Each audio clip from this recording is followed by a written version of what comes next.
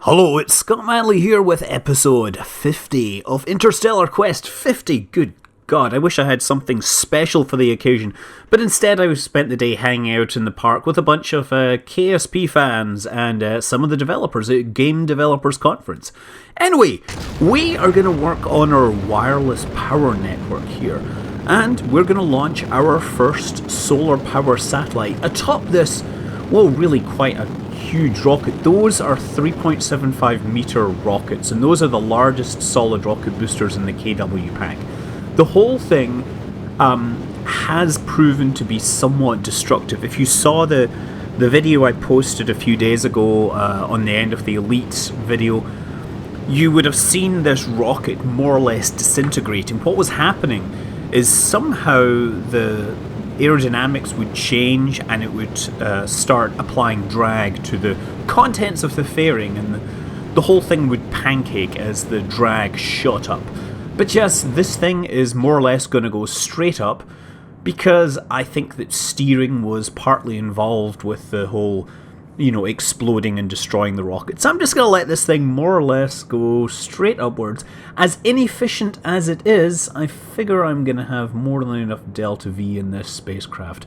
It's just a matter of patience.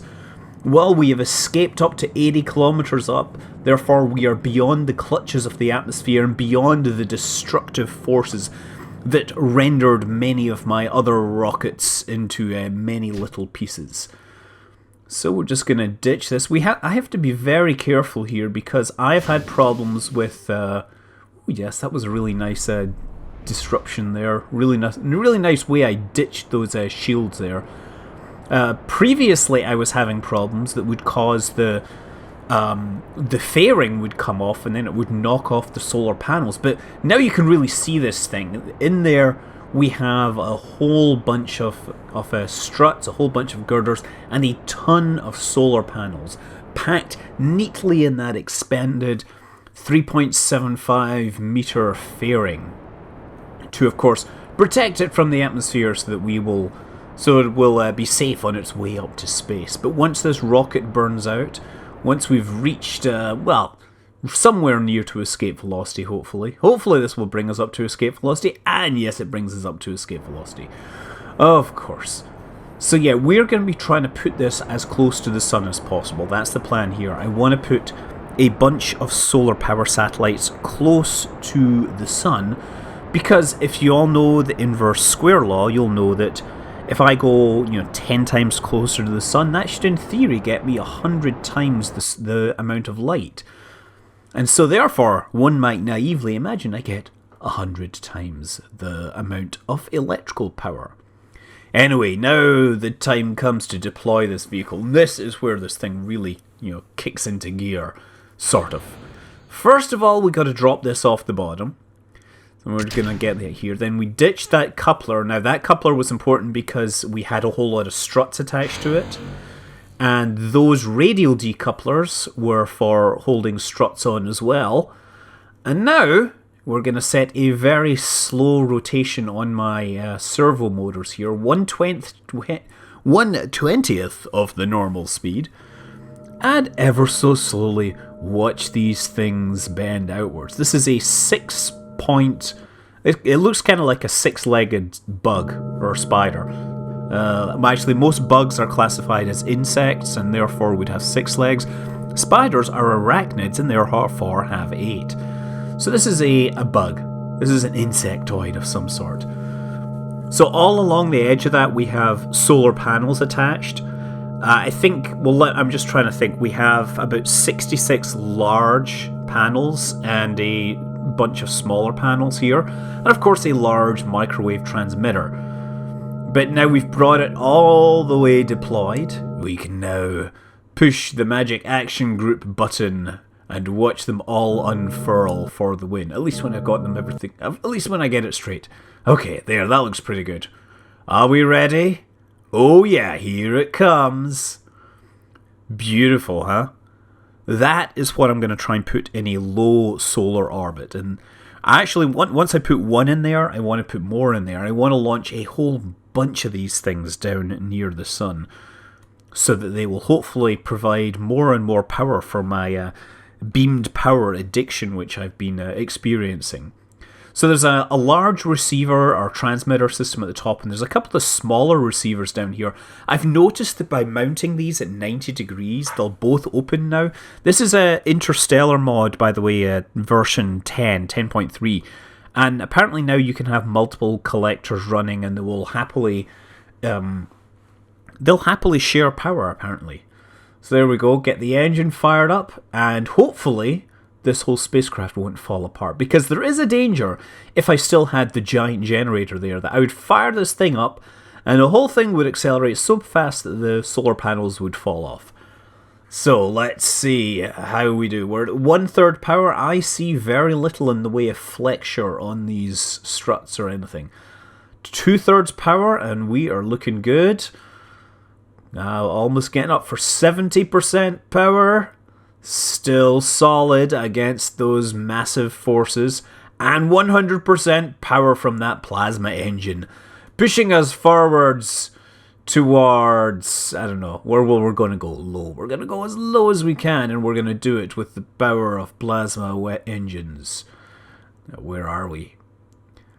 There we go. Look at that. 6 million kilometers from above the sun. That is our periaps. And everything is actually looking pretty solid at this. We can see Kerbal retreating behind us at about 2.4 kilometers per second. You notice that I am barely accelerating at this time. This is partly because I really did the stupid thing of accelerating more or less straight upwards against gravity. So gravity is slowing me down and not providing the most efficient departure.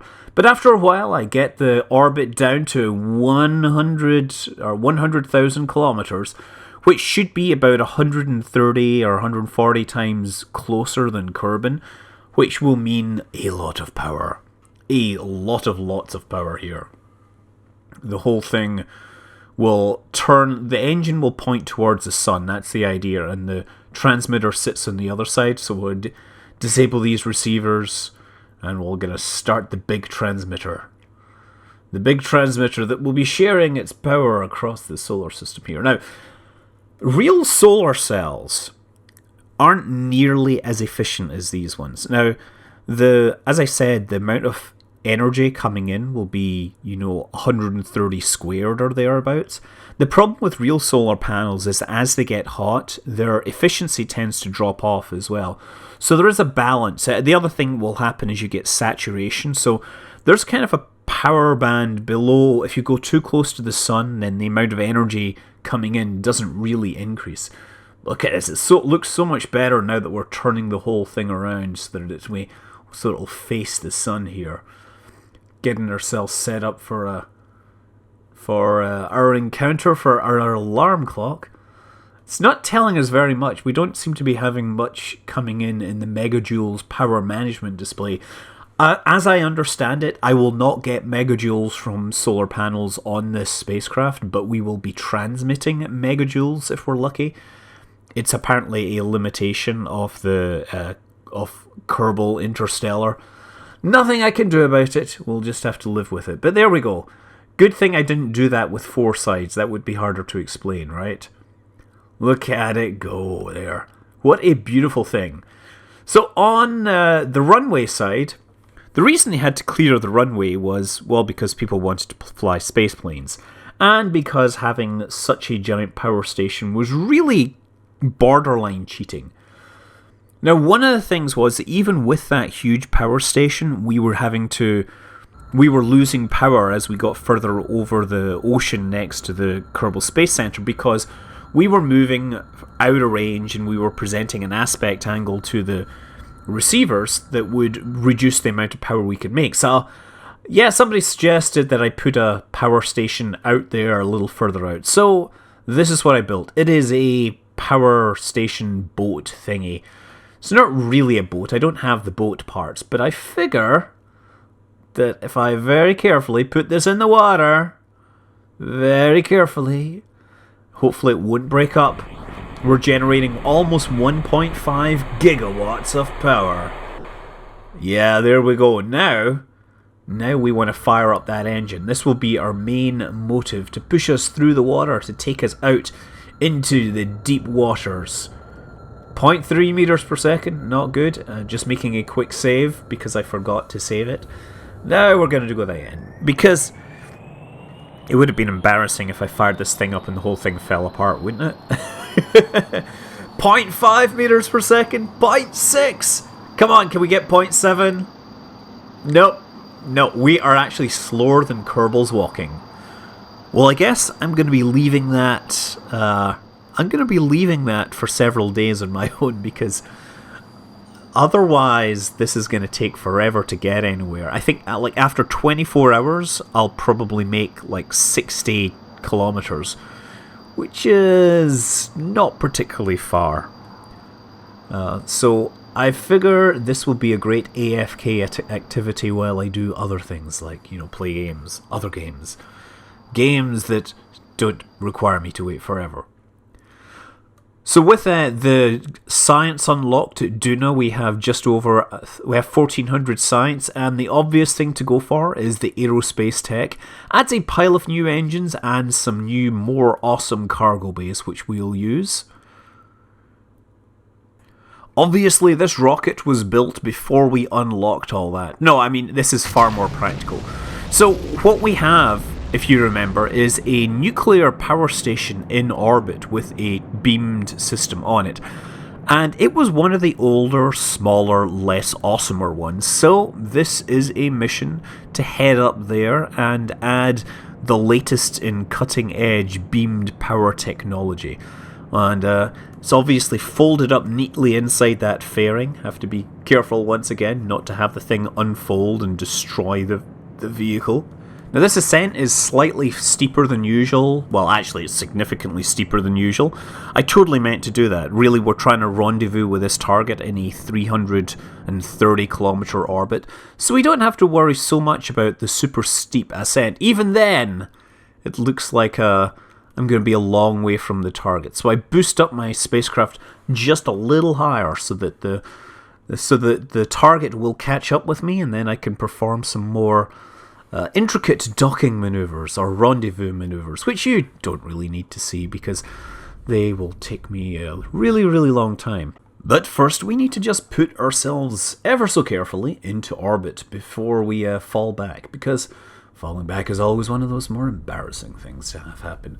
We don't have enough fuel to complete it in this first stage, but we have a small upper stage which will perform the actual rendezvous. It'll perform most of the and it will deorbit itself because it is sufficiently intelligent. Now, I've been having some problems with my decouplers. They've not wanted to decouple, which is a really terrible problem if your thing is called a decoupler. I've lost several missions because the decouplers didn't decouple. But everything is working right now, manually, and there we go. Bring this thing away from the target. Now, it was supposed to just be this antenna system, this transmitter, but I figured there was space within the payload system, so why not add in these fuel canisters? As well, we looked at the rocket that would have been needed to launch it without the fuel, and it looked far too dinky and small, so we came up with something far more impressive because we wanted to launch this extra fuel to it. Now, there's no new reactors on this. There's no new source of power. The amount of power being generated by the satellite is not going to change. But because we have a larger transmitter, it will be more efficient at getting that power delivered to the targets. You see, the larger these transmitters, the more accurate the more accurate they are, right? It's just like a telescope, right, or any optical system. The limiting resolution is defined by something called the Rayleigh Criterion, and that is basically how close two stars can be, 2 point sources, before they're not separable. And this is entirely dependent on how wide your aperture is. So same thing is true for these kind of phased antennas. The wider you make them, the more accurate they can ultimately be. And the more accurate, the more power you can put into one place, and the more awesomeness can be generated by it. Okay, so we're moving up, slowing things down ever so carefully, moving in at about 10 meters per second, which gives us under a minute to finally complete the rendezvous. Now, I think it looks like the target is on the other side, and that's why I decided to fly around. And then I realized, oh wait, no, the target is actually on this side. So I turn around ever so carefully and reduce my velocity and put myself into a parking location near it, more or less. Now, if you're parking next to an object, it's a good idea to be either in front of it or below it or above it. But if you're, more or less traveling next to it, perpendicular, in a vector perpendicular to its orbit, you will end up colliding with it eventually, which may or may not be a problem depending upon how big and massive it is and how fragile your station is. So, station here, we want to get rid of the old one. Now, the old one, if you remember, I designed it that it was just docked on here. It actually has, like a fuel tank and it has a probe, so it should be able to deorbit itself. And so here we go. Control, decouple node, and there it is, floating away into orbit. Ever so slowly, but fast enough that we'll be able to deal with it later. Now, hopefully there'll be enough fuel in that to get us home. Oh, I should have probably transferred some fuel into that before I tried to. I could probably chase the station after it and try to dock again. That would be kind of funny. I could just fire up the plasma thruster on the station. No, I think I'm just going to dock this thing and then use the upper stage to push it back down, because that's always fun to play Space Bulldozer. Okay, so we're going to ditch this. And come on, how do we get in here? We need to undo that. Where is it? Where is my docking port? I need to undock you. I need to dock with you. Okay, there we go. Ever so carefully. You see that thorium fluoride? Obviously they didn't want to let everyone know. That's why they covered up covered up 75% of the warning, this is thorium fluoride, with other things to mask the true nature of the spacecraft. Oh, it's just an electrical transmitter. What's that radioactive stuff then? Oh, it's nothing, don't worry. Okay, so time to get in and start my docking. So, it turns out that I more or less put the spacecraft in nearly the correct orientation. There we go. And now we're going to start side slipping, get ourselves onto our space station. Of course, if I had built this these days, I would have built it with a 2-meter docking port rather than this dinky little 1-meter docking port. But we just have to work with whatever ancient technology is available to us. I tell you, I am really looking forward to unlocking fusion technology, although at this rate I still need another 4,500 science, because I still need to unlock the 2 other 1,000 point nodes before I go on to the fusion power stuff. Okay, so we're just bringing it around here, and of course using the Navyfish docking alignment system. Boy, this is a godsend. It really makes docking a vastly simpler experience, unless of course the target is spinning around, in which case it doesn't make it that much easier. But got a good alignment here, sliding in ever so slowly, 0.11 meters per second, just waiting for the magnetic force to hit, and there we go. We're in the force has us, and we are docked. And now then, you can witness the power of this fully armed and operational energy beaming station with the deployable phased array microwave antenna. Look at the size of that thing, beaming out its power all over the universe, solar system. Kerbal system, wherever. Beaming it out to people out there who want it. People who want to run their electric toothbrushes from their beamed electrical power. That would be a really dangerous idea, but now I think about it, my electric toothbrush actually uses wireless charging, so not that unrealistic as it happens. Anyway, since the old one is hanging out in orbit, I'm going to have to bring it home. This thing would eventually float back and potentially damage the station, so we're going to use this return stage as a space tug, a space pushy thing, a space, I don't know, space body check or something. It's just going to be pushing this thing. And it turns out we have plenty of fuel to deorbit this spacecraft and this debris, and we can look at our nuclear power station fading off into the distance as it continues its very important mission of beaming power to everyone across the Kerbal system who needs it. And we're going to need it soon because we are going to be arriving at Eve and we need to use the beamed power for that. That will of course be in the next episode. Until then, I'm Scott Manley. Fly safe.